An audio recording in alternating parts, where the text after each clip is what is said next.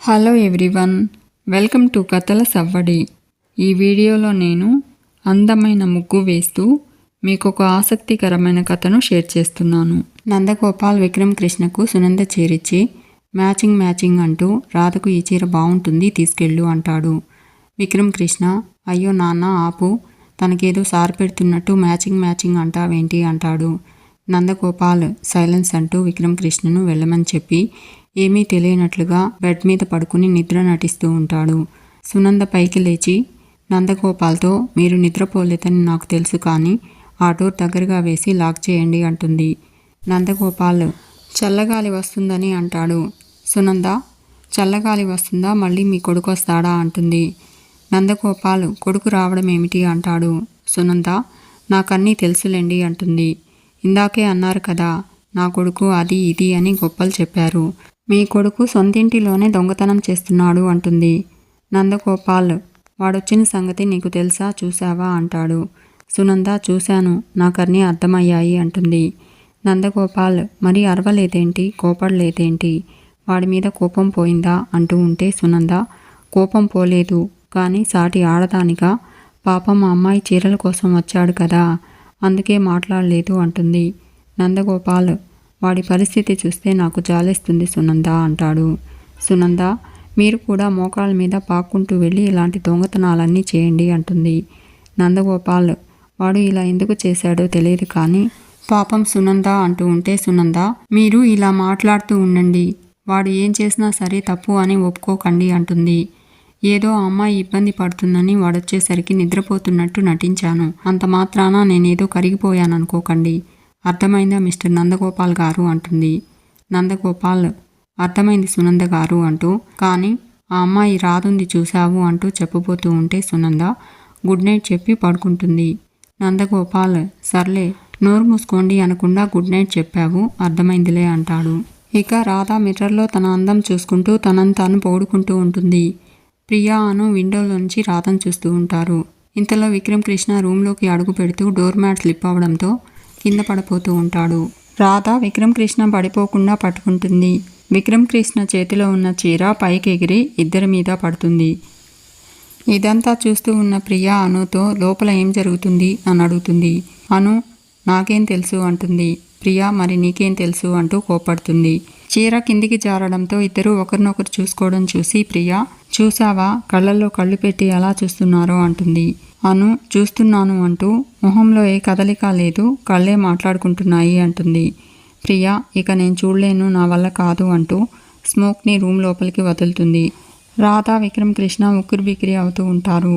Priya door lock చేస్తుంది. Vikram Krishna door open కాకపోవడంతో door open చేయండి అంటూ అరుస్తూ ఉంటాడు. ప్రియా అనుతో చూసావా మందు ఎలా పనిచేస్తుందో, ఇక బయటకు వెళ్ళలేరు అంటుంది. విక్రమ్ కృష్ణ డోర్ ఎవరో వాంటెడ్గానే లాక్ చేశారు అనుకుంటాడు. రాధ స్పృహ తప్పి కింద పడిపోవడంతో విక్రమ్ కృష్ణ రాధను చేతులతో ఎత్తుకుని బాత్రూంలోకి వెళ్తూ ఉంటాడు. ప్రియా బాత్రూంకి తీసుకెళ్తున్నాడేంటి అంటుంది. అను రాధ పడిపోయింది కదా అంటూ ఉంటే ప్రియా మీ అన్నయ్య మేలుకునే ఉన్నాడు కదా అంటుంది. అను అబ్బా అలా ఏం జరగదులే అంటుంది. ప్రియా ఎవరికి తెలుసు బాత్రూంలో ఏం జరుగుతుందో ఏంటో అంటూ కంగారు పడుతూ ఉంటుంది. అను టెన్షన్ పడొద్దని చెప్పి ప్రియను తనతో తీసుకెళ్తుంది. విక్రమ్ కృష్ణ రాధను బాత్ టబ్లో పడుకోబెడతాడు. ఇలా ఉంటేనే బాగుంది అనుకుంటూ, లేదంటే ఊరికే లొడలొడ వాగుతూనే ఉంటావు అనుకుంటాడు.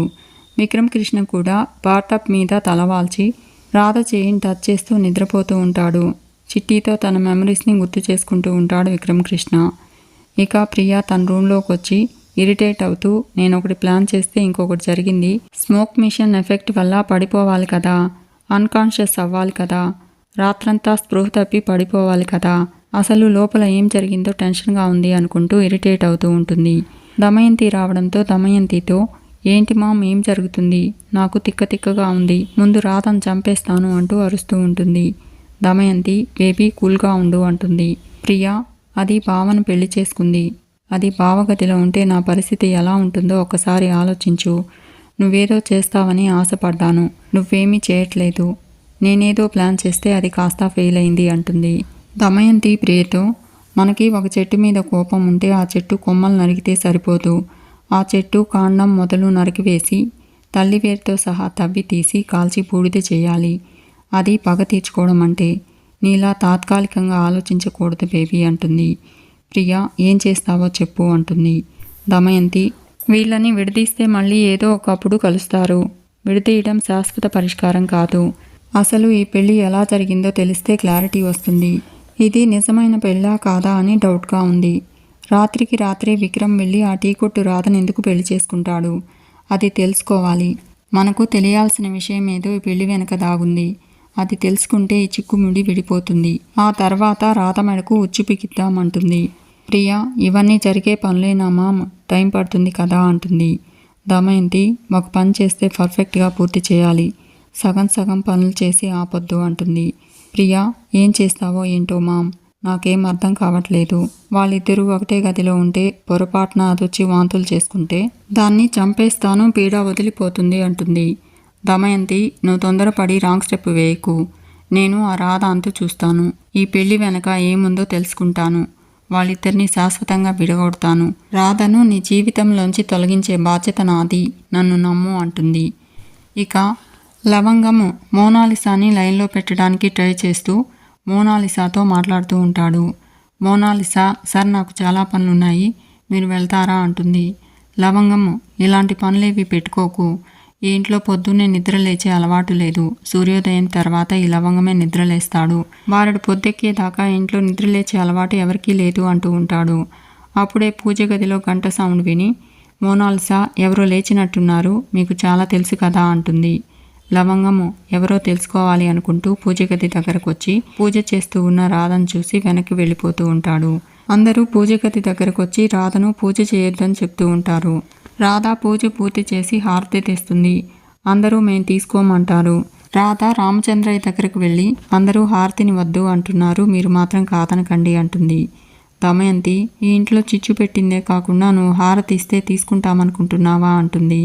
రాధా రామచంద్రయ్యతో నేను ఈరోజు ఈ పూజ మీ అమ్మాయి చిట్టి కోసం చేశాను సార్ అంటుంది. మీ చిట్టి తొందరగా ఇంట్లో అడుగు పెట్టాలని కోరుకున్నాను. మీ అమ్మాయి చిట్టి వచ్చి నాన్న నేను వచ్చేసాను అని త్వరలోనే అంటుంది చూడండి అంటుంది. దమయంతి తీసుకోవద్దు, సెంటిమెంట్ కొడుతుంది అంటుంది. ప్రియా పెదనాన్న తీసుకోకు, ఇదంతా డ్రామా అంటుంది. రాధ నేను మనస్ఫూర్తిగా మీ అమ్మాయి చిట్టి రావాలని పూజ చేశాను, నన్ను నమ్మండి తీసుకోండి అంటుంది. రామచంద్రయ్య హారతి కళ్ళకద్దుకుంటాడు. రాధ హ్యాపీగా రామచంద్రయ్యని చూస్తూ ఉంటుంది. దమయంతి రాధ చేతిలోని హారతి పళ్ళెంని కిందికి తోసేస్తుంది. రాధ అయ్యో అపచారం అపచారం అంటుంది. ప్రియా ఈ ఇంట్లో నువ్వు అడుగుపెట్టిన దానికంటే పెద్ద అపచారం ఇంకేమీ ఉండదు అంటుంది. ఇక మోనాలిసా ఫ్లోర్ని క్లీన్ చేయబోతూ ఉంటే దమయంతి ఏ ఆగు అంటుంది. చిటిక వేస్తూ రాధను పిలిచి క్లీన్ చెయ్యి, నీ స్థానం ఇదే అని రాధతో అంటుంది దమయంతి. రాధ నిద్రపోతూ ఉన్న విక్రమ్ కృష్ణ మొహం మీద గ్లాస్తో నీళ్లు పోస్తుంది. విక్రమ్ కృష్ణ నిద్రలేచి నన్నెందుకు ఇలా నిద్రలేపావు అంటాడు. రాధ నా మనోభావాలు దెబ్బతిన్నాయి అంటుంది. విక్రమ్ కృష్ణ తింటే అంటాడు. రాధ వాళ్ళ మాటలు ఈటెల్లా తాకాయి అంటుంది. విక్రమ్ కృష్ణ తాగితే అంటాడు. రాధ తమరొచ్చి దాన్ని క్లీన్ చేయాలి అంటుంది. విక్రమ్ కృష్ణ అసలు నా గురించి ఏమనుకుంటున్నావు అంటాడు. రాధ మన ఒప్పందం ప్రకారము ఇంట్లో నేను ఏ పని చేయను, దాన్ని నువ్వే చేయాలి అని చెప్పాను కదా, మర్చిపోయావా అంటుంది. విక్రమ్ కృష్ణ మాప్తో ఫ్లోర్ని క్లీన్ చేస్తూ ఉంటే అందరితో పాటు దమయంతి ప్రియా చూస్తూ ఉంటారు. సునంద షాక్ అవుతుంది. రాధ నవ్వుకుంటూ ఉంటుంది. మీకు ఈ వీడియో నచ్చితే లైక్ చేయండి, షేర్ చేయండి, తప్పకుండా సబ్స్క్రైబ్ చేసుకోండి. Thanks for watching.